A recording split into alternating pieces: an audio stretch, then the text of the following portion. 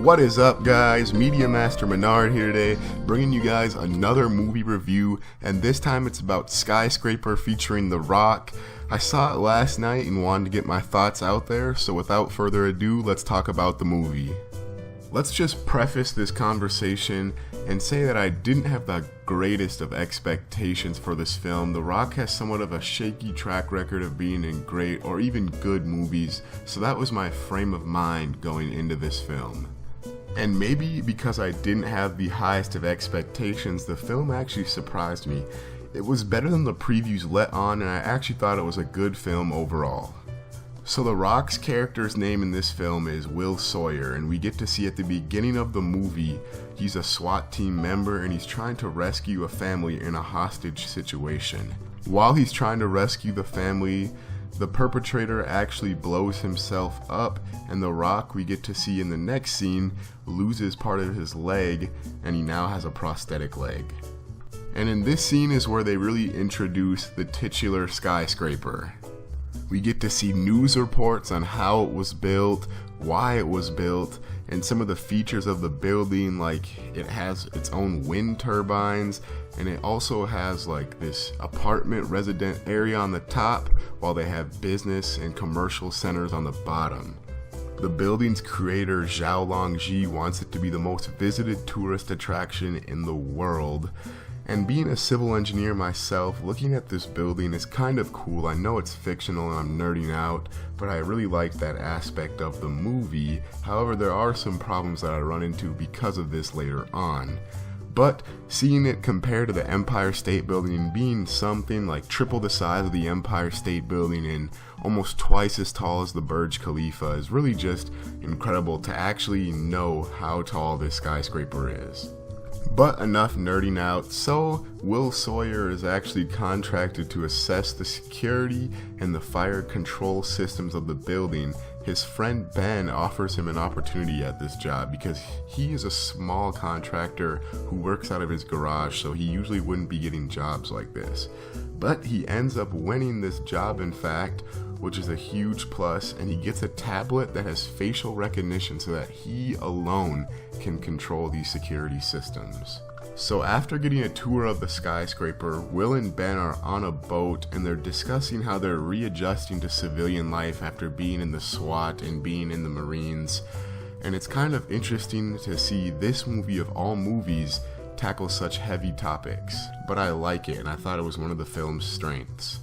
This is really where the movie starts, however, and we get to see his friend Ben isn't really who we think he is, and we get to see how his family gets trapped in the skyscraper and how these thugs and criminal syndicates are trying to destroy the skyscraper.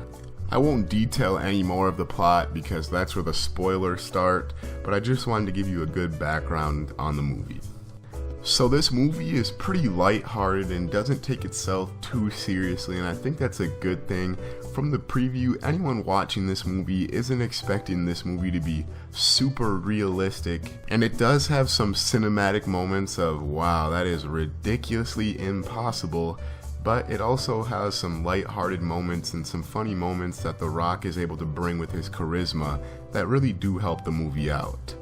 A lot of the more intense scenes of the movie feature Will at an extremely high height, doing something extremely dangerous, and the camera shots were really well oriented so that you could see what he would have seen looking down or looking out, and it really gave me a feeling of anxiety inside of me, and I think it's good directing because of that.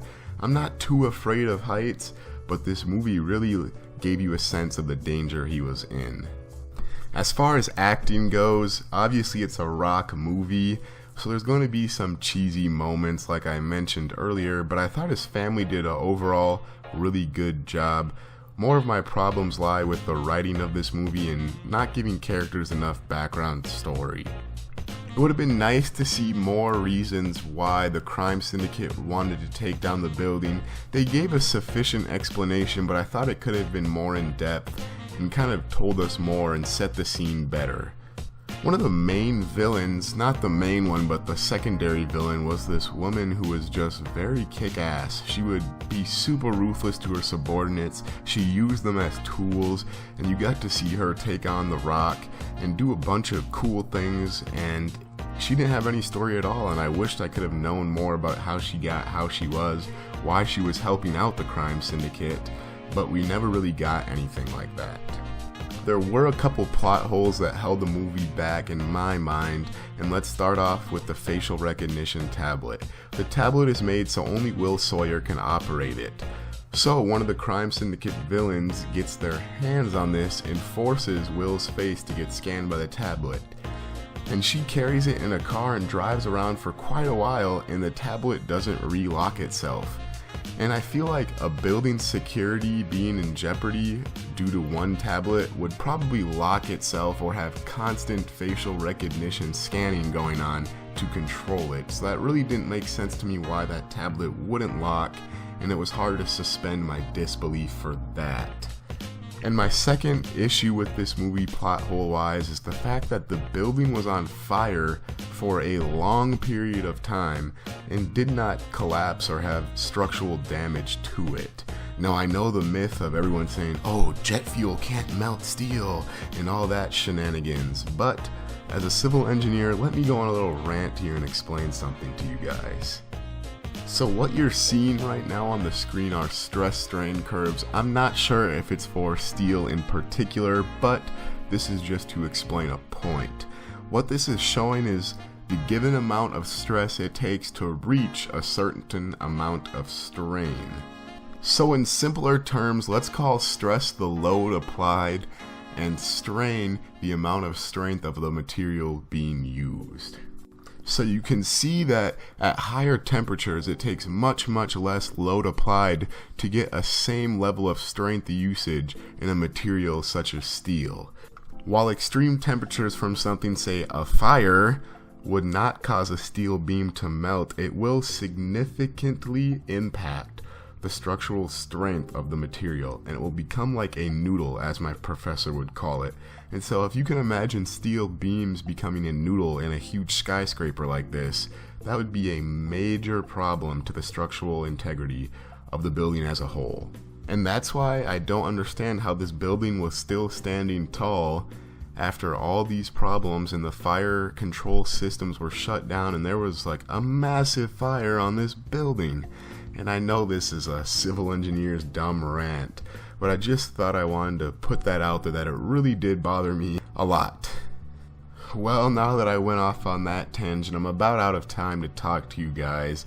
I thought it was a good movie overall, definitely not great, and it's not something that'd be worth seeing a second time, but it is a good summer watch if you're just looking for something to do. It was an entertaining and intense movie.